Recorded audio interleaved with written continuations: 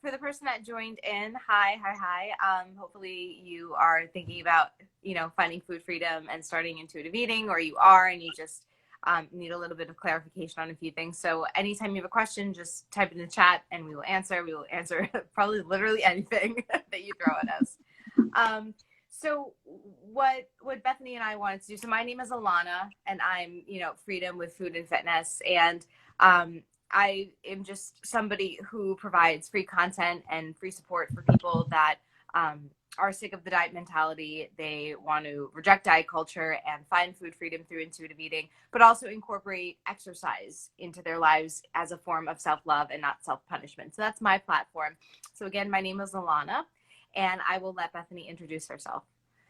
Hi, my name is Beth, and I'm with PELWELL, which stands for Play, Eat, and Live Well. Like Alana, I like to focus on eating and movement, doing so intuitively, meaning when you want to do it. Your movement for joy, your eating for joy, finding passion and enjoyment through food and exercise, which from diet culture are often viewed more as punishment than enjoyable. So it's nice to branch off into this. I'm a certified health coach. I like to help people on their journey to intuitive eating, and then just be with them as they take the journey, because it can be very hard and very difficult to transition from diets to intuitive eating. So I just like to coach them along, but then like to see them take off on their own and get to continue on the journey for the rest of their life. For sure. So if you are a follower of me, make sure that you check out Play, Eat, Live Well.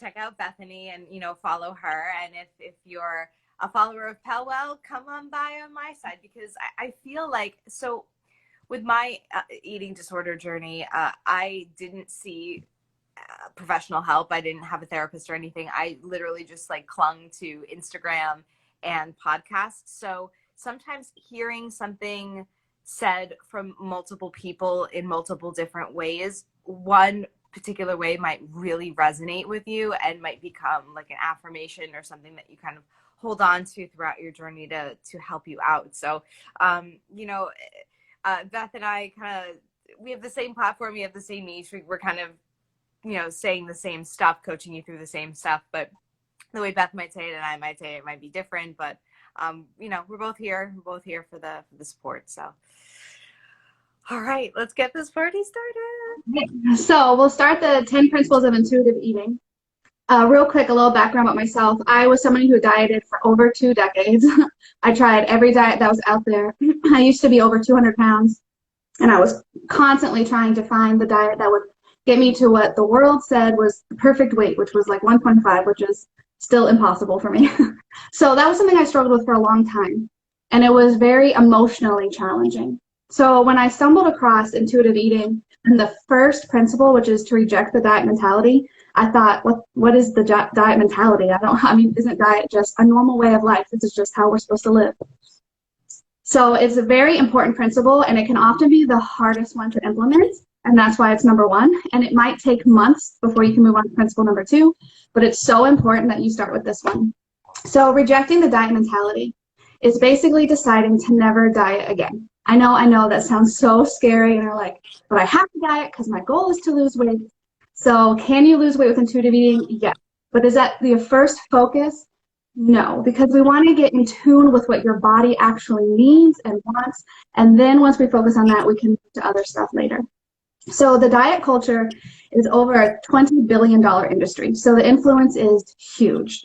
So why is it so important to reject that mentality? Well, that mentality teaches restrictions. It teaches body image issues, because no matter how much weight you lose, you're never good enough.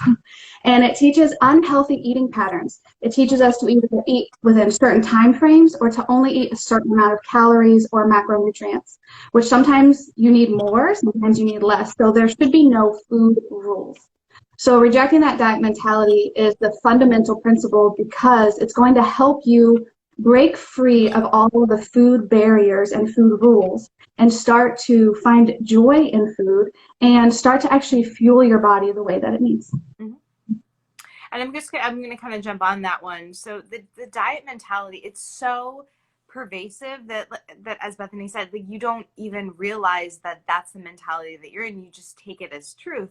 And one of the ways that we can start to reject the diet mentality is to have immediate detox. So the first thing you want to do is go on your social media, see who you're following. Are you following people that are praising diets and diet mentality and weight loss? Because again, yes, you can lose weight on intuitive eating, but the point is not weight loss. You could lose weight, you could gain weight, you could stay the same.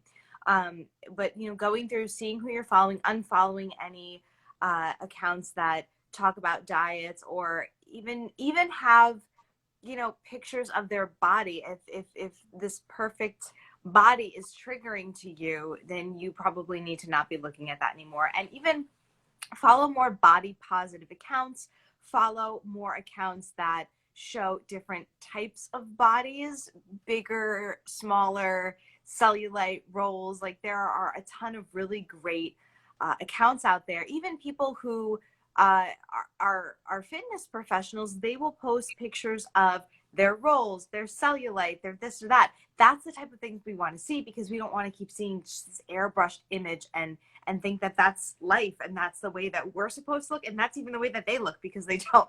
So also unsubscribing to any newsletters that you get to your email, unsubscribing to any magazines like Shape magazine and things like that. You don't need that type of stuff. So kind of doing a media detox also goes along with rejecting the diet mentality.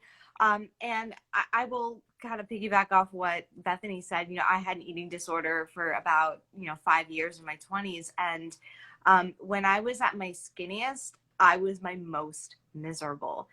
And it's like a light bulb goes off and you go, how much more can I do this? So I'm 5'4", and I was, my lowest, I was down to 100 pounds, and I was just like, and that's, I mean, BMI is bullshit, yes, but according to the BMI scale, I was, 8 to 10 pounds underweight, and I felt brain fog all the time. I felt weak all the time. I felt hungry all the time. And I finally got down to that weight, and it still wasn't enough for me. And I was like, well, where do I go from here? What am I supposed to be on? Like, it's never going to be enough.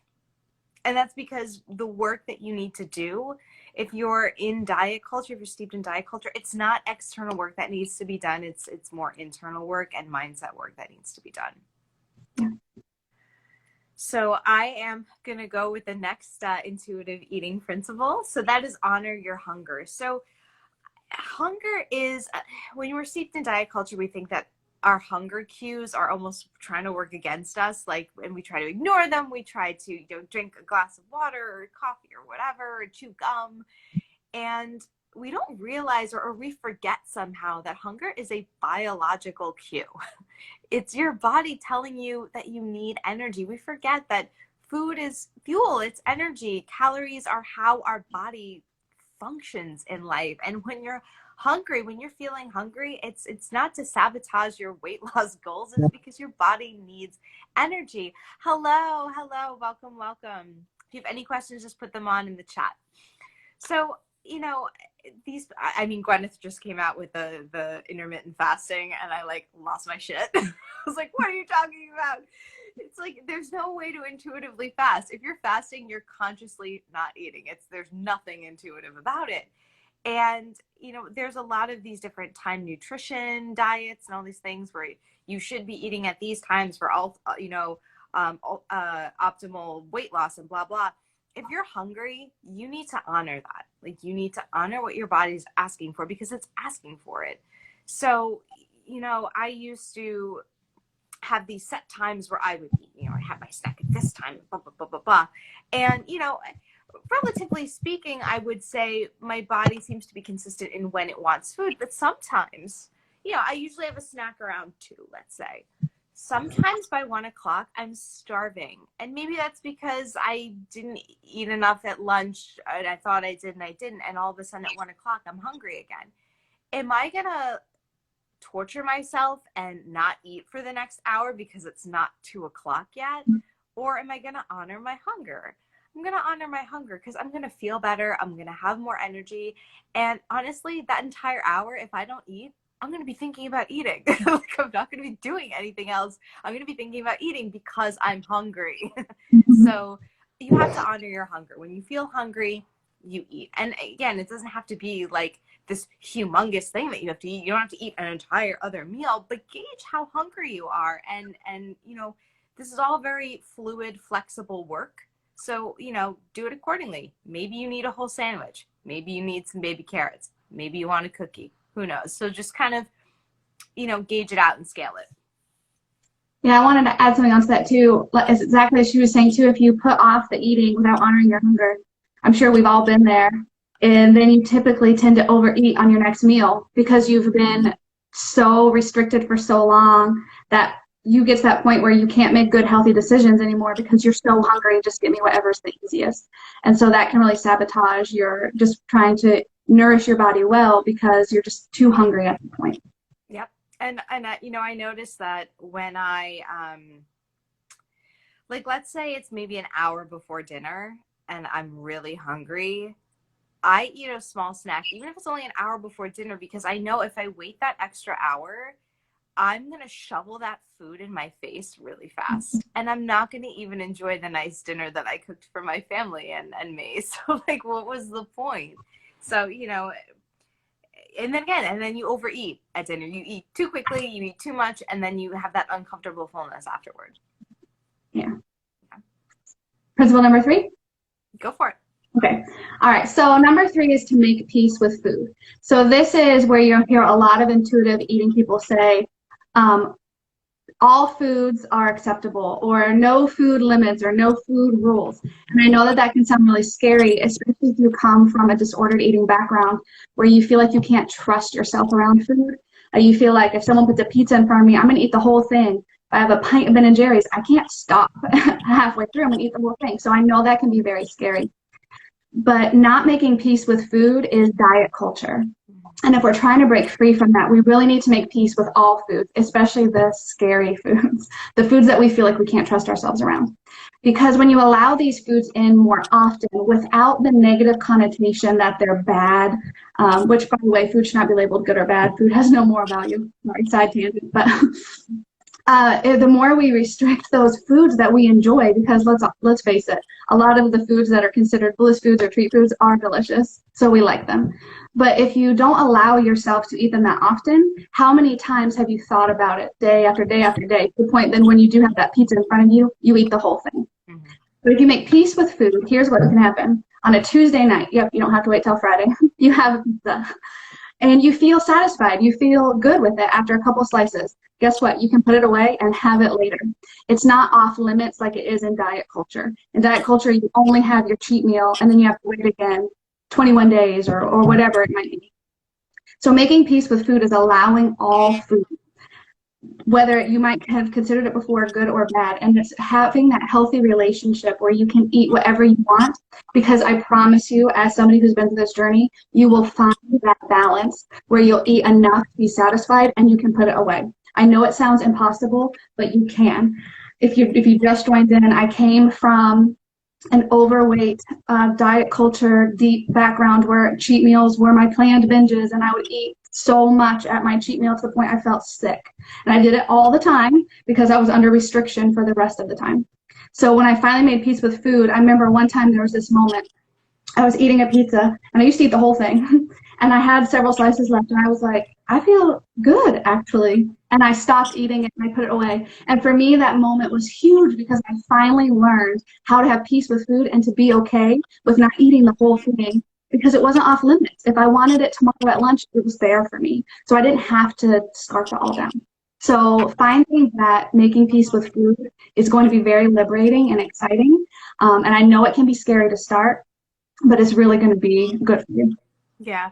I mean, I'll piggyback off that. I've had, so I'm a high school English teacher. That's my full-time job. So I have a student who likes to bake for me all the time. So I wrote her a letter of recommendation on like Tuesday, and on Wednesday I had an entire tray of what they call slutty brownies on my desk. It's, you know, for those of you who don't know, it's a layer of brownie, a layer of chocolate chip cookies, and a layer of Oreos. So it's like some heavy duty dessert here, and a whole tray of it she baked me. So, you know, back when I was in diet culture, that would have given me a lot of anxiety. I, would want to eat all of them, or, I would maybe like eat one and then throw the rest away. And like, it's just like, you don't need to do that. So what I do is I cut them up, I wrapped each individually, and I stuck them in my freezer. And I'm okay with them being in my freezer. And every once in a while, I'll have one when the mood strikes. And sometimes I forget they're even there, right? This brownie chocolate chip Oreo goodness that, most people who are in diet culture would totally binge on, or, feel they couldn't have in the house. I forget that they're there because I can have them whenever I want. So it seems very, I want to say ironic that the more you allow these foods that you think are unhealthy or bad for you, the less you're going to actually want them, because we always think about the thing that we can't have or that we're not supposed to think about. So if you allow yourself to, and it takes time, right? This isn't like an overnight thing, and you might binge a couple of times and learn from those moments, but the more you allow it, the more you have that like exposure therapy, the better off you'll be. Yeah, for sure. So next up is principle number 4, challenging the food police.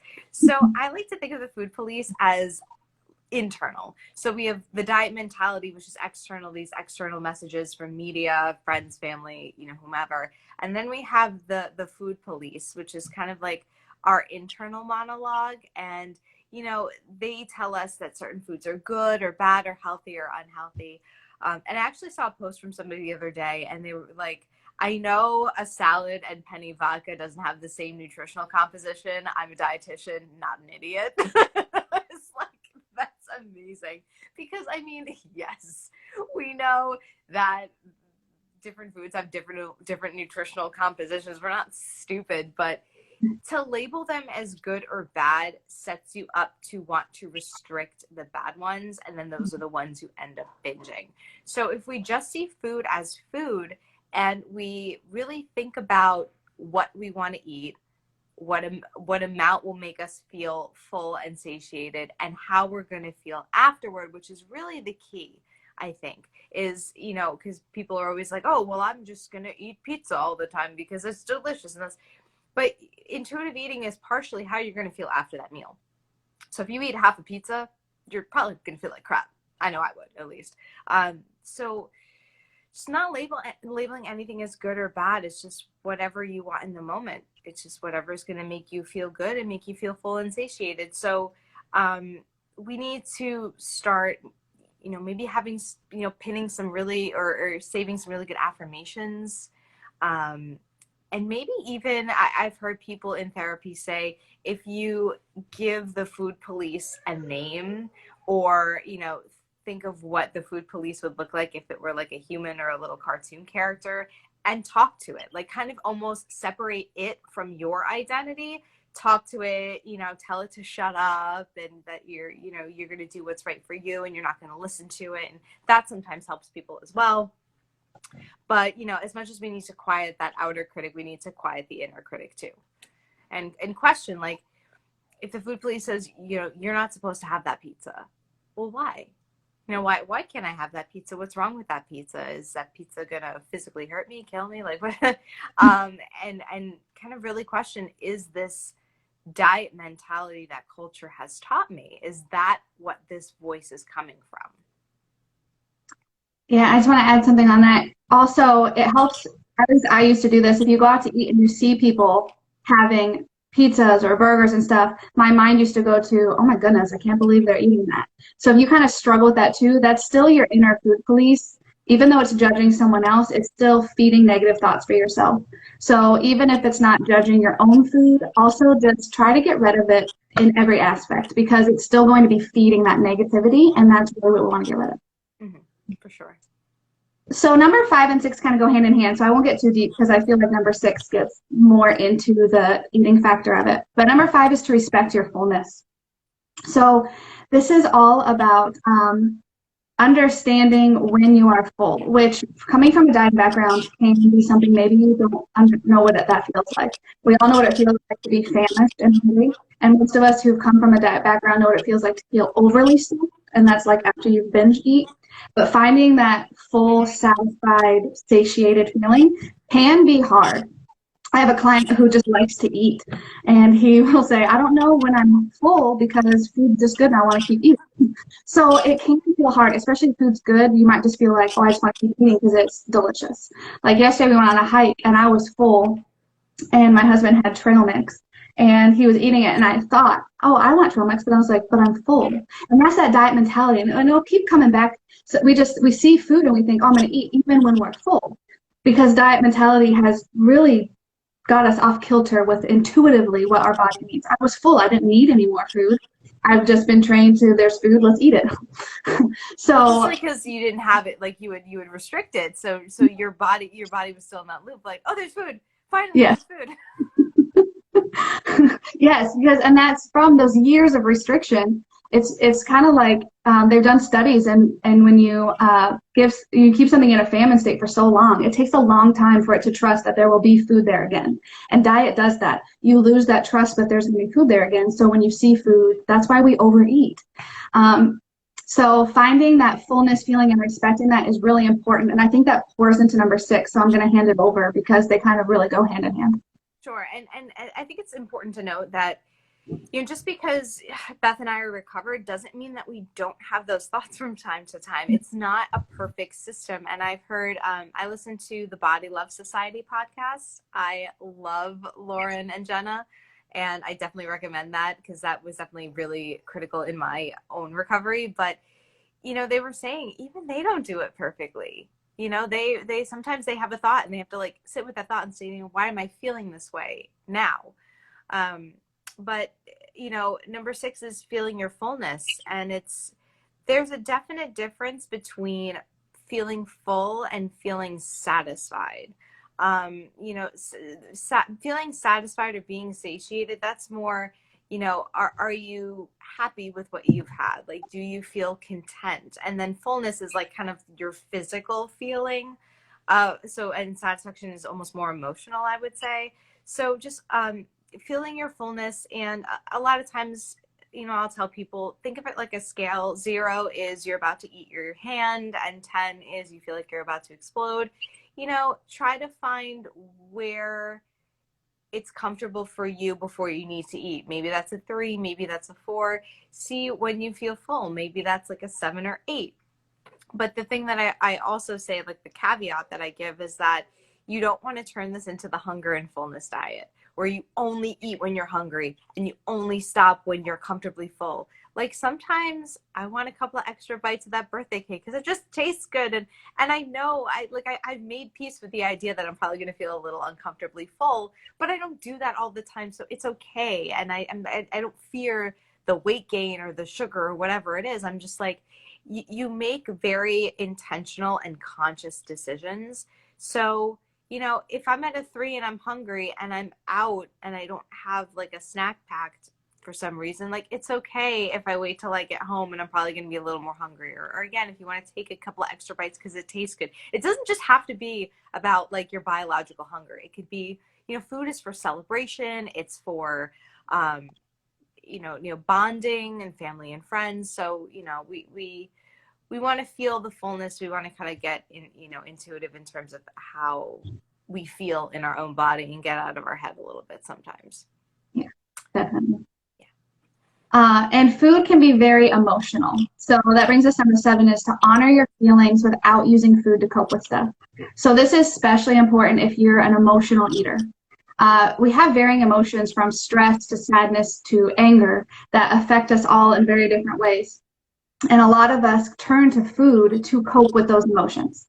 But when you think about it, has food ever fixed the emotion that is leading us to eat that thing? No.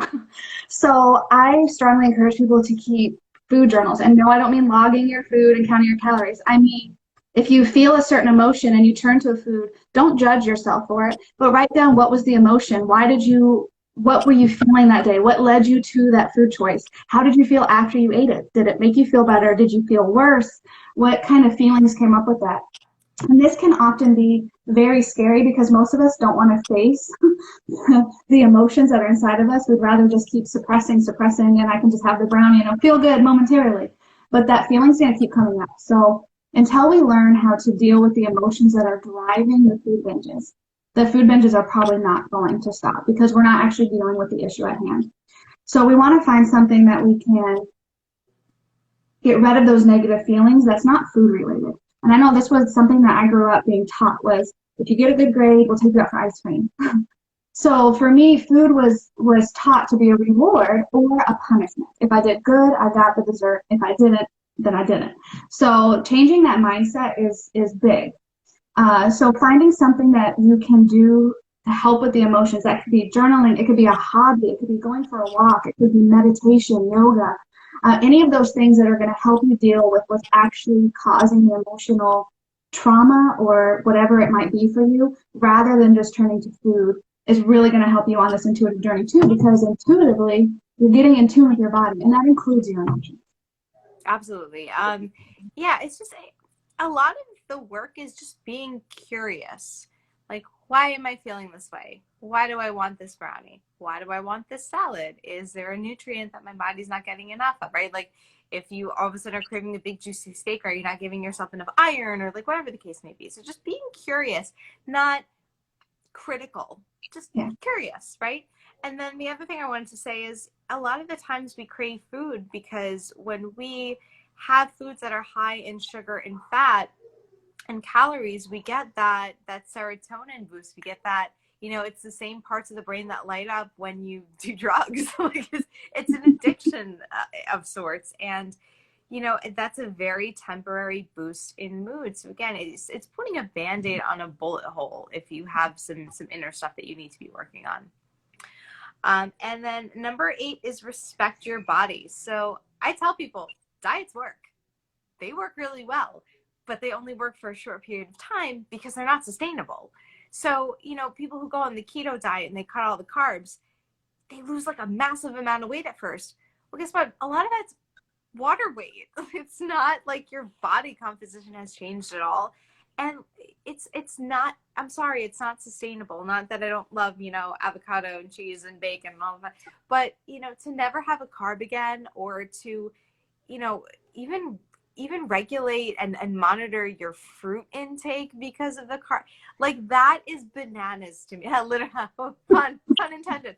It is bananas to me. Like how, there's no way I could sustain that for the rest of my life. So you really have to think, because even if you just say, oh, I just want to lose the 5-10 pounds, I'm just going to do this diet for a little bit. But if you don't heal your relationship with food, you'll lose that 10 pounds, but you'll gain it right back because you never did the deep work of fixing your relationship with food in your body. So there's really no point. You're going to restrict for no reason. So, and there's so many genetic factors when it comes to, respecting your body. For the longest time, I wanted 6-pack abs because like I've always felt like my middle was a little bit soft, and the women in my family, typically women gain weight in their hips and their butt and their thighs. The women in my family, they gain in the middle. They gain, in their torso. And I was really upset by that because I would see all these models with these chiseled abs, and that's what I wanted. And that's, I think, partially really what started my eating disorders. I wanted that. But, I also read, if you haven't read it, you really should. It's Portia de Rossi's memoir, Unbearable Lightness.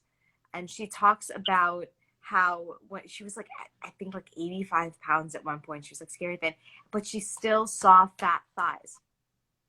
And it's like, no, and it was genetic. No matter how small she made herself, that part of her body just wasn't going to change. And we just need to embrace who we are. Like, I don't have as much body fat as I can lose. I'm not going to have the abs that other people have. It's just not in the cards for me. And you have to even think, why does that even matter? Like, there's so many other things that you could be thinking about and using brain space for and your time for. And that's not what you're going to be remembered for. I don't want to die and everyone's at my funeral and they're like, well, she had great abs. Like, what? That's not what I want. I want to be told that I was a good teacher and a good mother and a good person, whatever. So we have to respect our body. It's a vehicle. It's just a vehicle for us to get shit done as people. So we need to honor and respect that. I want to real quick tell a personal story because we look to fitness models and people in magazines and stuff like aspirations. That's how we want to be when we're in the diet culture. But I come from a fitness background, so I had a fitness certification conviction several years ago. And you work out for like 8 hours that day. So I was like eating a 15 nachos at the bar. I'm the only one because everybody else is like, eating their salads because that's the culture. But then a girl sits next to me and she's beautiful and she's really fit looking. And she was like, oh, I love eating food like that. And then she tells me her background. She was a fitness model. So keep in mind that those photos don't show you what their life is like. And she was like, I had to eat 500 calories a day. I would be starving and the coach would not let me eat. So she would look good in her bikini pictures. So just because we see these people in magazines and stuff, you don't know their life. More likely, they're miserable behind the scenes. Anybody can smile. We see that in social media. People can put on a good face. Now, how are they feeling inside? She said, I was miserable for years. I would never go back to that. So that's coming from somebody who's been on that side that people look to. I want to look like this. She hated it. She was in fitness magazines and she was a model. She hated every second of it. So it's not really, is that what we want as a goal, is to look a certain way in our lives? I hope not. No, actually, there's a really great book that I read. It's called Confessions of a Fitness Model, and it's by Madeline Moon. And I highly recommend. It's only like 100 pages, so it'll take you a couple hours to read. And it was the same thing. She was a competitive bodybuilder, and she was miserable. And a lot of the food rules and the kind of food traditions that she had, little like things she needed to do during the day, like they resonated with me because I was like, holy shit, I used to do that too, or I do that too, and that's not good. It's just those people are miserable because, and that's another thing I tell myself, who's paying me 6 figures to look like a supermodel? Nobody is. So like, why would I like, I say that to myself. I'm like, okay, you're a high school English teacher in your mid-30s and you had a baby.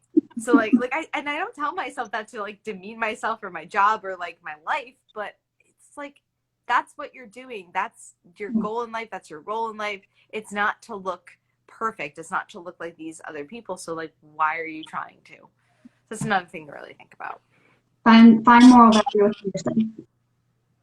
So number 9 is gentle exercise. And this one's big for me because, like I mentioned, I come from a fitness background. So moving and movement are like things I love. But I also understand that there are people who do exercise.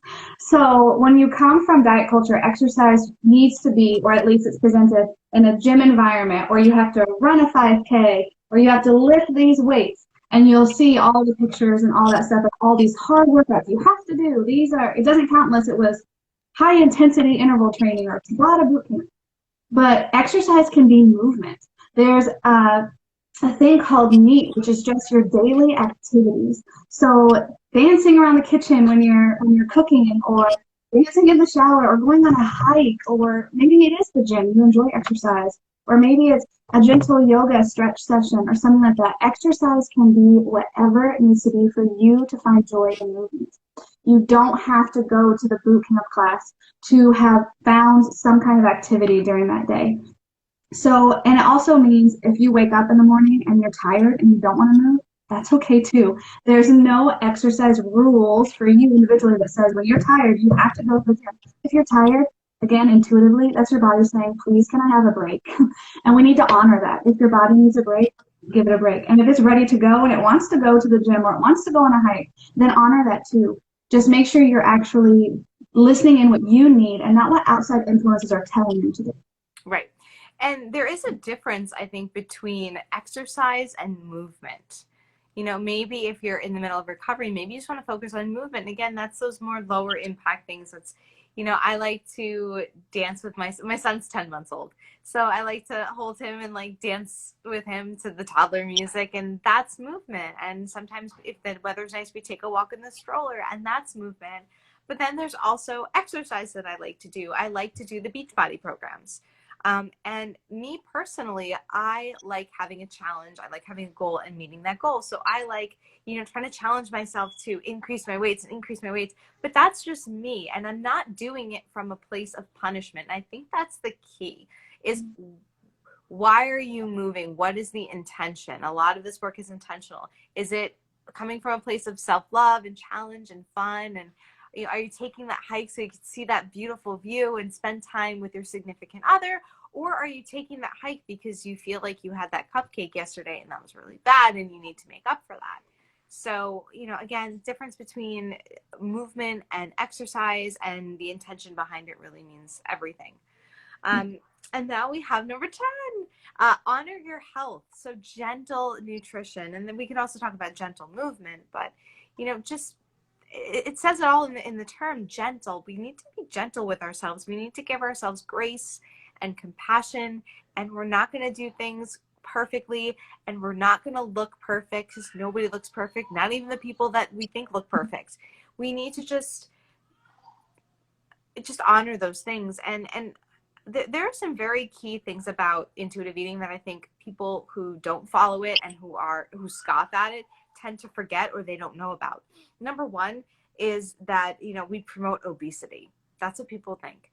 And that's not the case at all, because again, there's this very key component to intuitive eating where you consider how you're going to feel after the meal, not only in what you're eating, but how much you're eating. So I'll give a good example. For my dad's birthday, he wants pizza every year. And I'm like, cool. I could probably eat like half to 3/4 of a pie by myself. I really could. Would it be delicious in the moment? Yes. Would I feel like crap after? Probably, because I've noticed that when I eat cheese and wheat together in large quantities, I'm going to be so frank with you, I get a lot of gas. And I get bloating, and I don't feel good, and it's bleh. So I think to myself, yes, I do want the pizza. I'm going to honor that. I want pizza. And maybe I'll have something else on the side that will keep me feeling like energized, because usually protein gives you good energy. So I'll have like some chicken and maybe like a veggie or a salad, and maybe I don't want those things. Maybe I just want 2 slices of pizza. But like, I'm always checking in with myself for what I want. So intuitive eating is definitely this idea of checking in with yourself before, what do I want? During, how much I want, how I'm feeling in the moment, and then thinking about after, how am I going to feel after? Yeah, and I just want to add to that, number 10 is number 10 on purpose. Sometimes, like she mentioned, people might think that we're promoting not being nutritious or health, but that's not true. But the reason the other steps come first is because you have to learn what feels good for you before you can really focus so much on nutrition. Because if you go in with nutrition mind first, you haven't dealt with the food police, which we went over earlier. You haven't dealt with how you feel when you eat, when you're hungry, when you're full. You haven't dealt with any of that stuff. So that diet mentality is going to creep back in, because if you're only focused on that one part, you're still going to be labeling foods as good and bad, because you're going to be so focused on the nutrition, then you're not going to have experienced any of the other stuff that are going to lead you to the step. So it's important to take that journey and to, in the beginning, not be so focused on number 10, only so you can get in tune with yourself. So like she mentioned, she knows what makes her not feel good and what makes her feel good. So that way, then we can get to that point where we're eating foods that are refreshing and nourishing, and the next morning we wake up not feeling sluggish and bloated. When we'll get to that point, and that point is important.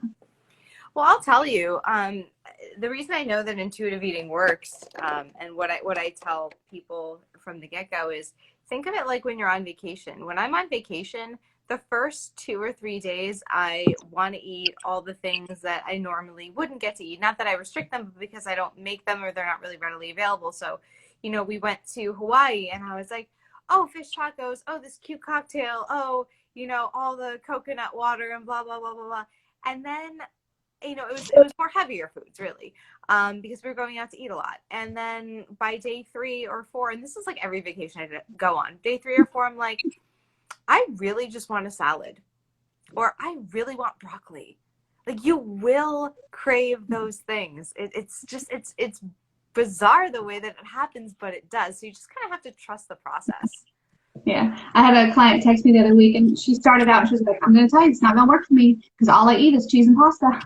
And she texted me the other day, she was like, I actually craved a salad today. And I was like, it does happen. So, and it's not just, we're not just people who've always done intuitive eating. In the beginning of this, we told you we both come from disordered eating backgrounds and being obsessed with diet culture. And that's what led us to this point, is because we've found something that finally set us free, and we want to share it with you.